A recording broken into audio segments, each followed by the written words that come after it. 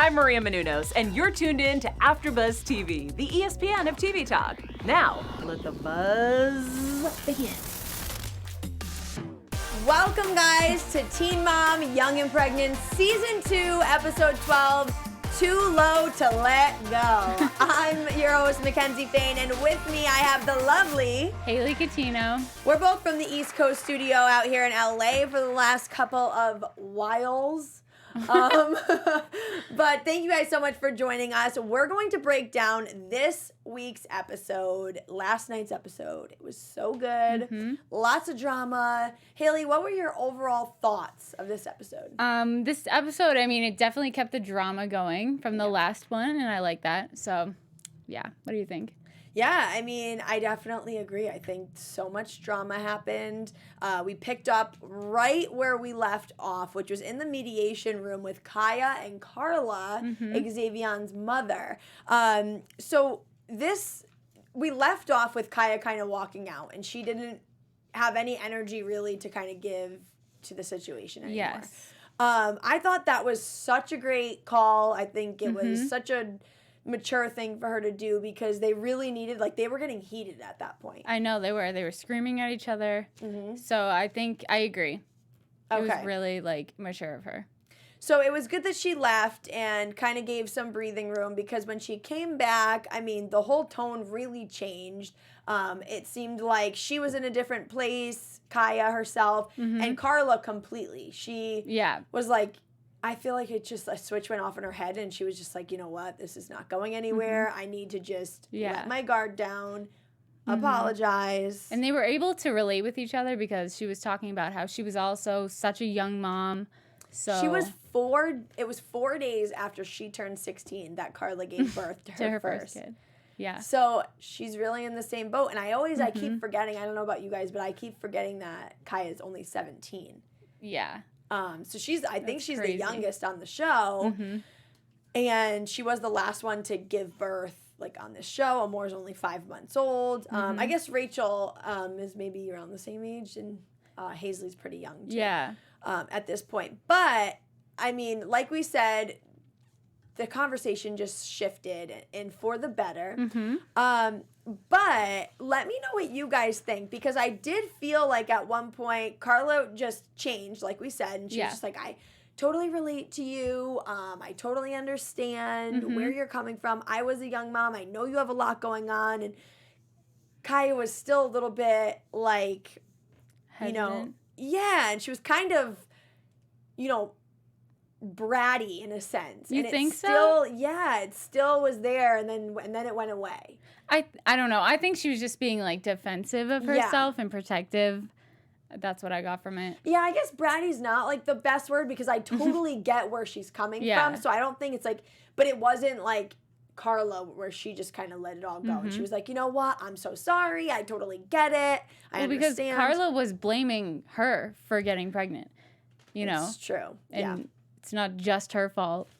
Yeah, and she says, Kaya says, I work my butt off. I'm 17 years old. I have this baby. Yeah, I had to give up dreams too. Yeah. Like, I have a lot going on. I have a lot of things that I'm working through. And then I have this mom coming over here telling me I shouldn't have gotten pregnant and, blaming me for it and all these things. And it's just, that's true. What is she going to do but snap? Yeah. Or be resentful. I think resentful is probably the better word.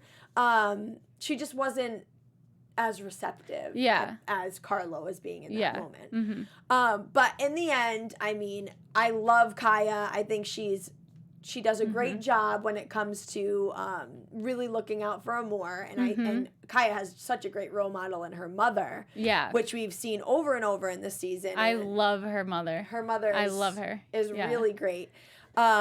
And, they just say, I want you to come see him more. And how cute was Carla when she found out? She's like, I had no idea I was going to come see him. Yeah, I know. Was so cute. She was so happy. And she was so excited when she got to walk in the room and see the baby for the first time. Well, before we get there, we have, Carla was very excited to the fact that she was even the thought of being able to go see him. And she just said, I'm like a kid with a bag of candy. I can't even...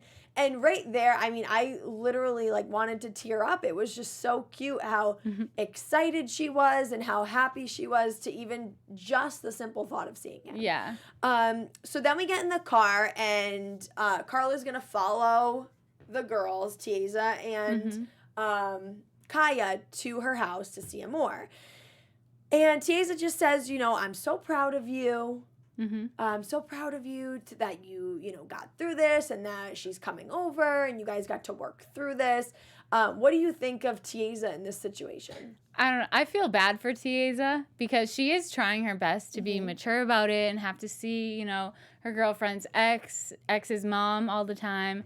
I don't know. I feel bad for her. Yeah. Because then later on, when we do get to when Carla meets the baby. Not yet. Why are you still rushing? Well, they're in the car on the way there. Wait a second. No. Don't jump the gun on me. What do you think about this part right here? Like their conversation in the It was really mature. car. Like they were able to talk to each other. Yeah. But don't you feel like their relationship is so mature? I mean, compared to all the other couples, I feel like a lot of them, well, Kayla and Luke remind me too of them, but just the fact that she can sit there and say, I'm so proud of you over something that she really doesn't want to deal with. Yeah. Dealing with Xavion in any way. We have this conversation where Kaya gets a phone call from jail from Xavion in the car, before we even get to Amor and Carla meeting. And Kaya's on the phone with Xavion and just saying, your mom's coming, like she's going to meet the baby and everything went good. And he's just like, oh, I'm so excited. And he's yelling. And was there a point in that conversation on the phone that you felt shifted at all? Definitely. When she thought he was crying on the phone, and she was like, oh, that's so sweet of you. Yep. And Tiesa just immediately was like, all right, like got so mad, and I don't blame her. You know? It was, I don't know. It was a little too like, what's the word? Like, too much. Yeah. I mean, I think what it is, and at first I couldn't pinpoint exactly what my issue with it was, but then I thought of it. There's no reason. It's like any other ex. There's no reason for them to be talking about anything other than Amor. Yeah, I agree. I don't know what else Kaya should have done in the situation, but I think Kaya needs to have more of a block as far as like, yeah, your mom's coming over. It'll be great. I'm sure she'll let you know how it goes. Okay, have a good day. Like, because it was more than that. It was like the giggling. It was emotional. Yeah. And I do not blame Tiesa for getting up and walking out. Yeah.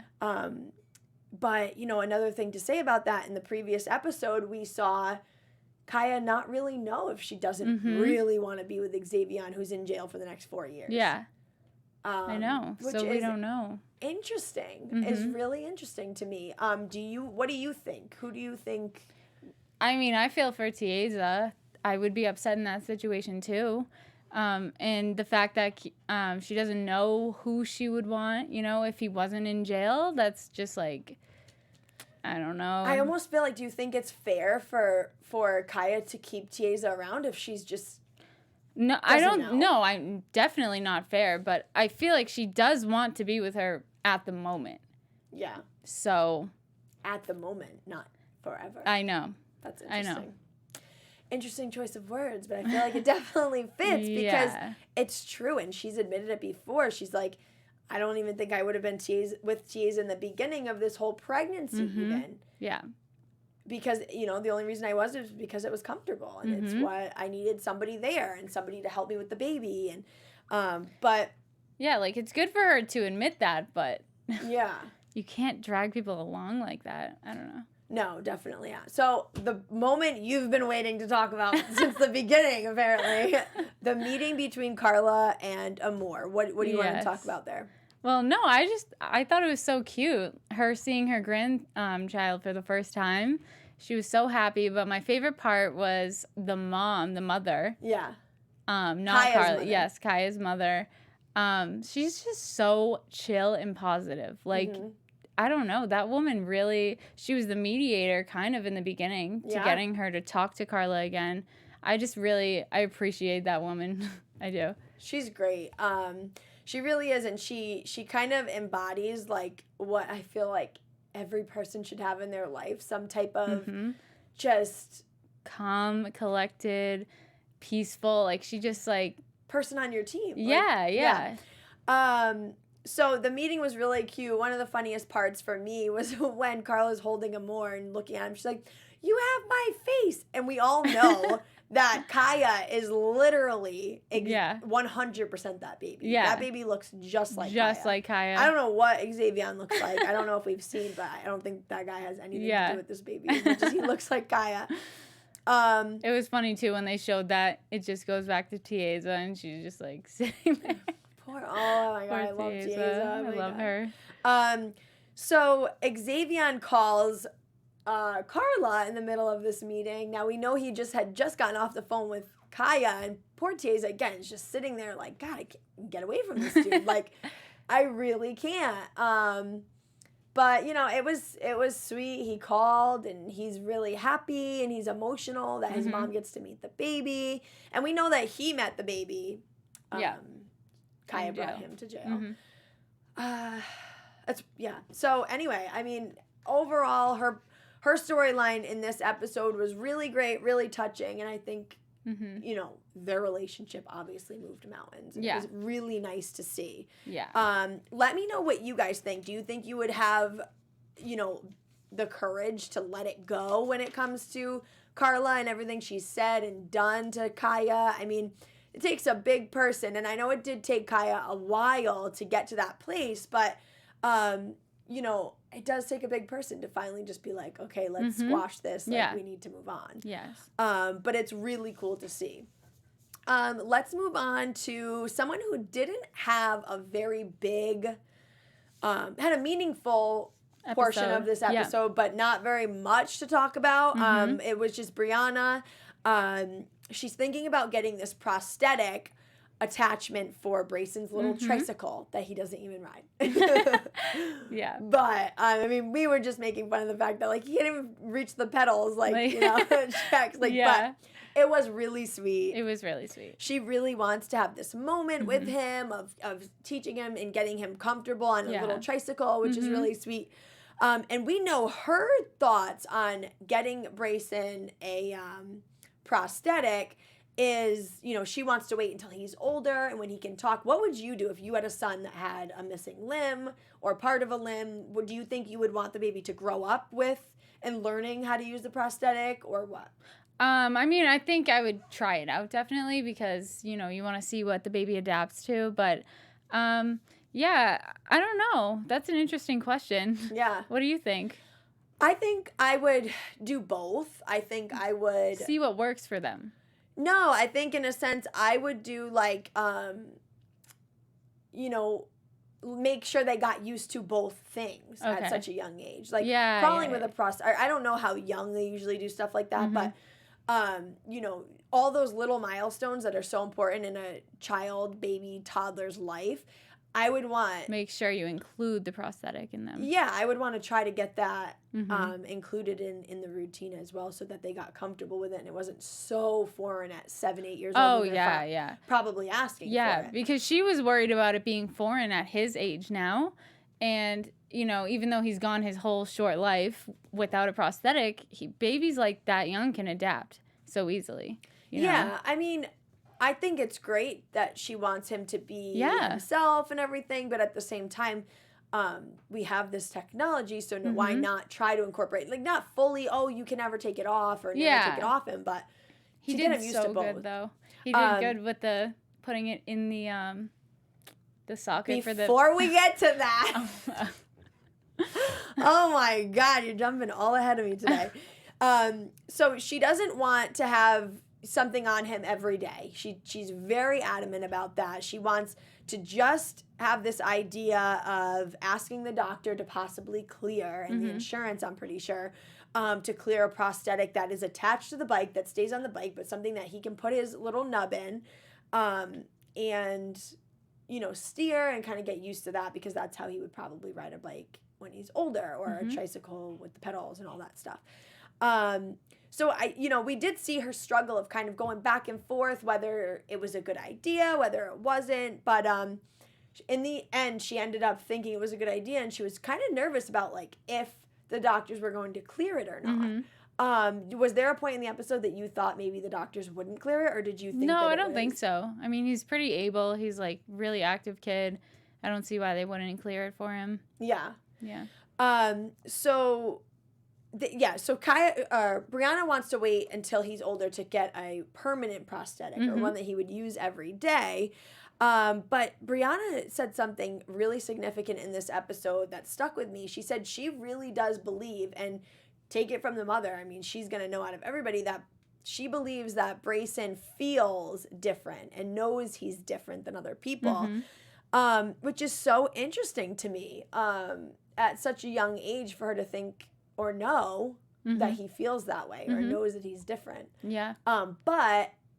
She also said, he knows that he's different, but that doesn't ever stop him. Like, he's still going and doing everything. It shouldn't. Like, your differences should be celebrated, so yeah. Good for them. So Brayson ends up getting the prosthetic on the bike, and so cute. They have a couple family members over to put the helmet on, and he flipped out. So funny. And then, so do you want to tell us about how the prosthetic worked? Yeah, so it just attached to the tricycle, and he put his little, nub into it, and they pushed him around, but it was so cute. Like, he was keeping it there so well. Yeah. Don't you think? Yeah. For the first time, like, that was, he did a good job. It was funny, too. She was like, he knows what to do. He knows where to put it. Yeah. He knows to hold it there. He did. He held it in there. Put it in there. Even when they stopped driving, he just sat there with it, like, in the little hole. It was so funny. So then after this, we have this kind of heartfelt talk between Brianna's mom and Brianna. And, we find out, which I didn't know, that Brianna's mom and Brianna herself thought that when she was pregnant that Brayson would be raised by the mom and she would just kind of go off living her teenage life. And Brianna's mom just says, I'm so proud of you and the mother that you are, and you've just, like, blown us all out of the water with the kind of parent you are. Yeah. So what did you think about that little talk? That was so sweet. Yeah, it was so nice. And it was interesting that Brianna admitted, she was like, yeah, I'm not going to lie. When I was pregnant, I thought the same thing. I thought I would hand him to you and be like, bye. Yeah. Yeah. So for her to admit that, she said it was good to see that how much it's changed her, being a mother. Yeah. I was going to say that too. The prosthetic, she said, just the step of getting the prosthetic, she's like, it makes me feel more like his mom. Like, I made this big decision for my kid because he's my kid and I can make decisions like that because he's mine. Like, I can't imagine that feeling. So cool. And, she's just doing such a great job with him. Yeah. Another one that we will move on to, which is just such a devastating break to this episode, is Ashley, who we start out in her segment with finding out the passing of her grandmother all of a sudden unexpectedly. So devastating, so upsetting. And I can't imagine having to do that with a baby. Like, she talks about trying to hide it from Holly and hide all the pain. But, I mean, what do you think that would be like? Yeah, tough, because Ashley and her mother are so upset. So they're both trying to hide it from the baby. Yeah. And that must be pretty hard. I don't know. So then Ashley talks about how Barr is still asking for a DNA test for Holly because of this miscommunication, and I don't know, maybe he's being dramatic, and she's so, I don't know. It's really makes my head hurt, this situation.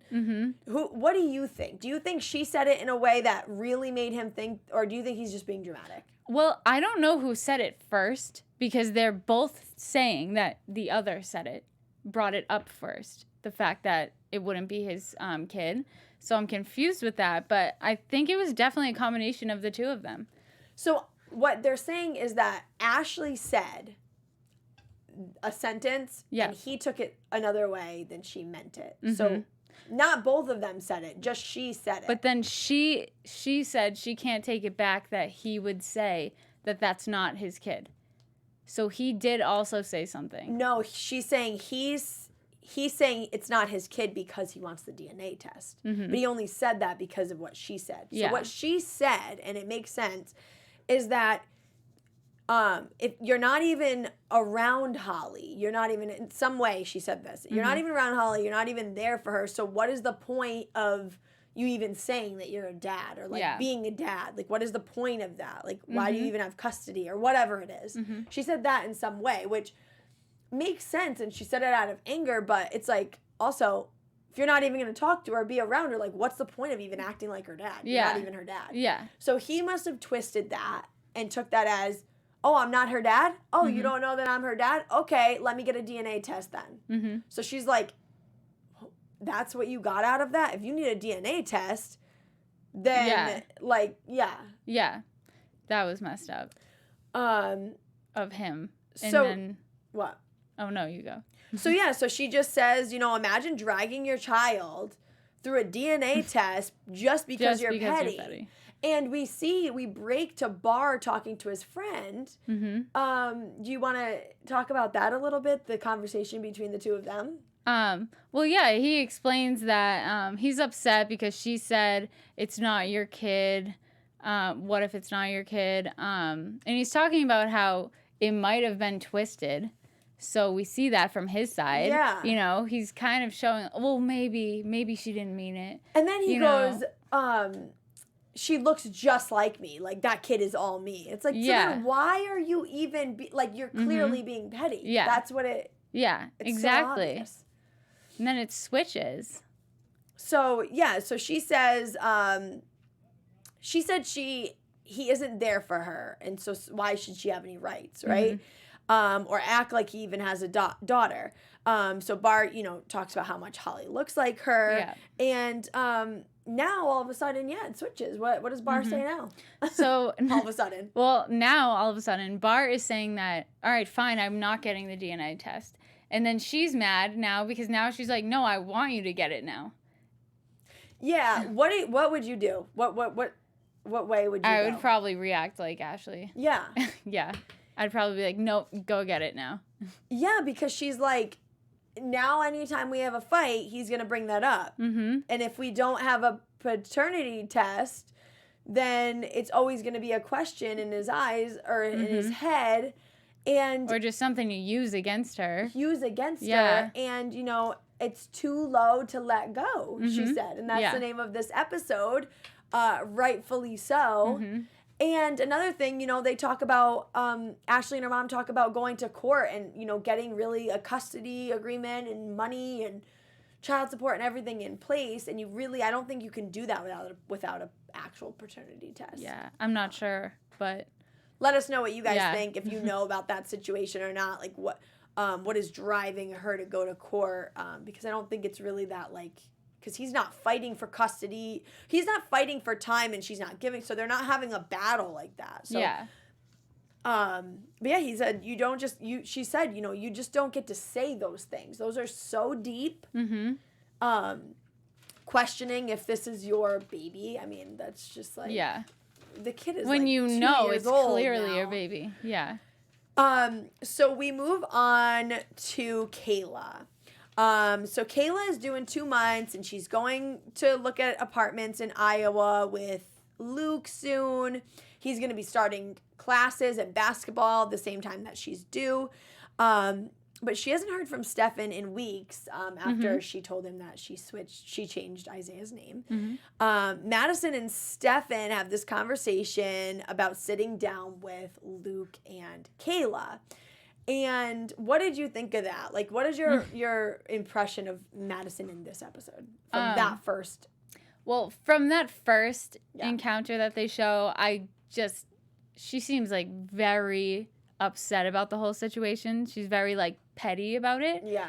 And she's definitely, they're both, it seemed like fishing for drama at first. That's what I got at first. Yeah. So it changed, but I'll tell you after. Okay. Yeah, no, that makes sense. Yeah. So then Stefan FaceTimes Kayla and, when he does talk to Madison, he's just like, I need to step up for my mans and I need to be with him and whatever. It's like, okay, he's 2 years old now and you've missed how many visits and Kayla's tried. It's like, but okay, you can try. We're not going to fault you for trying. But he FaceTimes her and asks if they can sit down and have a conversation after not speaking to her or Isaiah for weeks. So she's just like, fine. Like, sure, whatever. He's like, but she says, you know, but I'm not bringing Isaiah. And he gets off the phone and he's just like, look at her trying to throw it in my face that she's not going to bring Isaiah. And it's like... Well, on the phone, too, he was like, okay, I didn't ask that. Yeah. Like, just his little remarks like that, they irk me so bad. So what happens when she shows up without Isaiah and he goes, you didn't want to tell me? Oh, you know what I mean? He would have made a big deal about it then. Yeah, exactly. So she can't win. Yeah. And you can see it from all sides. She can never win in any situation. And, I mean, why would you want to bring the baby into that? They're literally walking into drama. Like, why would they want to bring the baby? So Luke says, which kind of like... I do like Luke. I still like Luke, but it made me a little frustrated when he said, you know, if he says something out of line, then I'm going to put my hands on him. Mm-hmm. It's like, really? That's who you are? I didn't know that. I don't know. So that annoyed me a little bit. But Luke thinks that this is a bad idea to go, and I definitely agree with that. I agree, but if there's going to be any chance of Stefan being in the kid's life, they have to talk sometime. Yeah, but it's like now it's just like too little too late. I just feel like because you think? Yeah, I mean, how many times has they done this? Even in the past 2 weeks, he hasn't seen him or talked to him, and now all of a sudden now we need to have all 4 of us. Like, why don't you make your visits? Why don't you see your kid? Mm-hmm. And then we can talk about all of us getting along. Like, that's not the first step in my eyes. The first step is you actually proving that you can be a dad and showing up for your son. Mm-hmm. Not the opposite. I agree, except for the fact that although it is Stefan's fault on the phone when he can't, like, when he doesn't make it to a meeting or whatever, because they have drama, they have arguments, so maybe them sitting down can, like, stop that so that they can have the meetings. It is his fault still, I think, but it's a step. Yeah, I mean, it's just crazy because the only fights that they have are the fact that he doesn't show up. Yeah. So, if he shows up, there won't be a problem. Mm-hmm. You know, in Kayla's eyes, she's like, I don't care. I'm just not going to put any... But does she not, like... I really don't think she does. I think she's just so tired of chasing him around to see him. She even has said, she's like, I just wish he would just leave. Like, I can do this with Luke. I'm having a family with him. I'm moving with him. Like, why? Like, the fact that she has to be dragged down by Stefan, who's not even doing any of his part, is just aggravating. Yeah. But they have this meeting, and Stefan wants to clear the air and make everything better. And he really does start out in a good way, you know. But then Madison, you know, stepping in and just saying, like... all this stuff about custody, and you think you're going to have custody forever. I'm like, I wanted to be like, who are you? Yeah, that was crazy. And her saying, you think you're going to have full custody? And she's like, I do have full custody right now. Like, it was just like, who is she to come in there and say all of that? Yeah, it's like, Kayla's what, 7-8 months pregnant. She does not need this from the girlfriend. Like, you're a random girlfriend, and you guys have had so much... threatened her. Yeah, threatened her when she was pregnant with Isaiah that she would give her a miscarriage. And then the girl, like, it was just a mess. And Luke just sat there saying nothing. What do you think? Do you think she did say, I'll give you a miscarriage? Yeah. I think so. And she was like, that never came out of my mouth. And then Stefan was like, he kind of was on... He clarified Kayla's side. Yeah. He was like, no, you did say some crazy things. Like, But yeah, so I mean, the meeting itself, I think Stefan still, like, he did really try. And to me, I think it was because Luke was there and he was just kind of like maybe intimidated by Luke. I mean, he just sat there, and Luke's a big guy. Yeah. You know, and he's been taking care of his son, like, for the past almost year. Mm-hmm. I mean, I don't know. I think Stefan did try, like you said. I think it would have been better if Madison was not there. Yeah. She was just like the peanut gallery, like chiming in. She made all the drama in that situation, and it was so bad. But yeah, Stefan brings up the fact that he pulls everybody back from the Madison and Kayla drama, and them kind of starting to fight, or Madison fighting with Kayla per se. And he kind of just says, you know, I don't want to be like my dad. you really couldn't help but feel for the guy, and I have never felt like that. Me neither. I really felt for him when he said, I haven't talked to my dad in a few years, and I don't want that to be the situation for him. Yeah. So. But it looks like it is, which is sad. Hopefully he can turn it around, but I don't really have any faith in him, but whatever. Let's move on to Rachel, who Jacob's been being weird because Drew keeps seeing Hazley and coming around, and he's just, I don't know. I don't know. Their relationship is so insane to me. It changes every 10 minutes. Yeah. So it's hard to keep up with. But Rachel wants to be with Jacob, and Jacob is going to be Hazley's dad no matter what. Or he is. Because that is who raised her. For how long of her life? 5 months or something.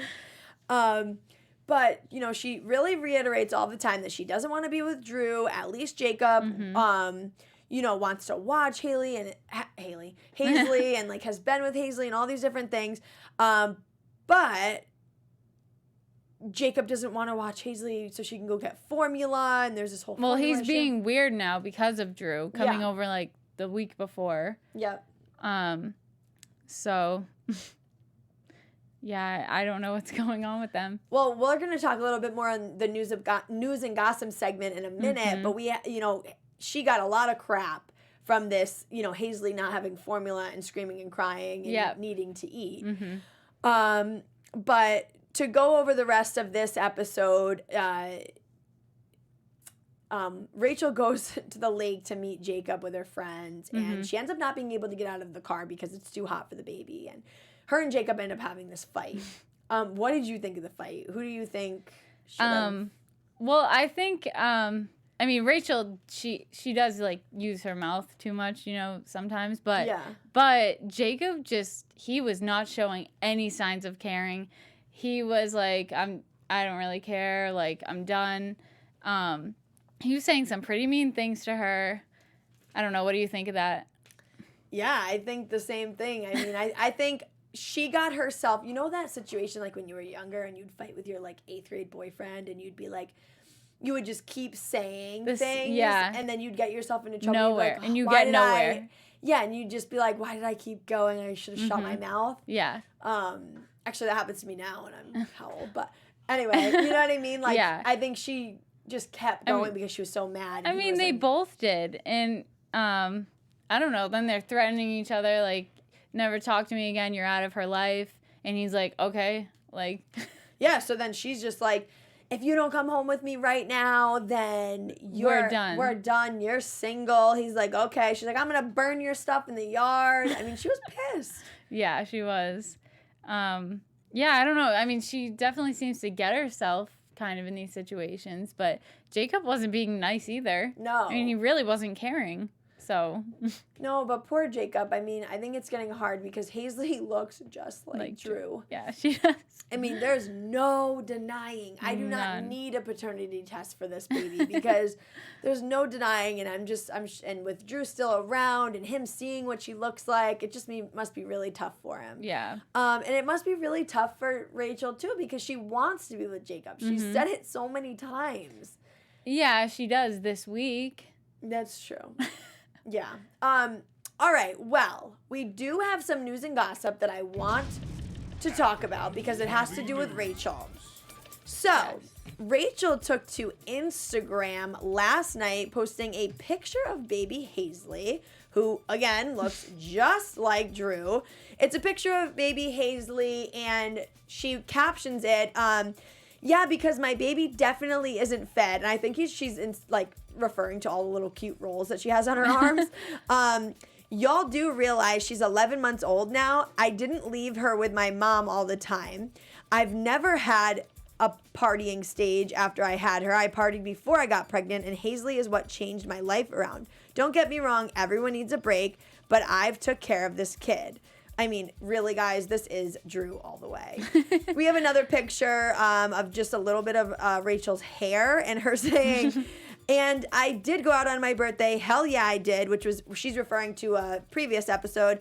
I needed a break. That was the first time I got to go out and let loose and have fun with my friends since I've had her. I deserve that. So, then one of the fans reached out about that comment or that Insta story and said, not to mention on that episode, you felt guilty after leaving her.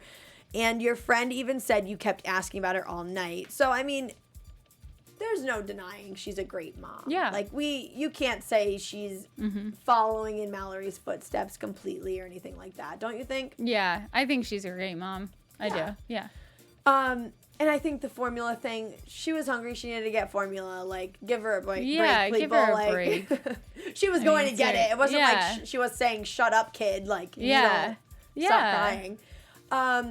But yeah, so that was the news and gossip for this week's episode. I do want to go into our special segment. I know you have a special segment for us. Do you want to introduce it? Yes. So it's the grown-up moment of this week. Woo! Do you want to start with yours?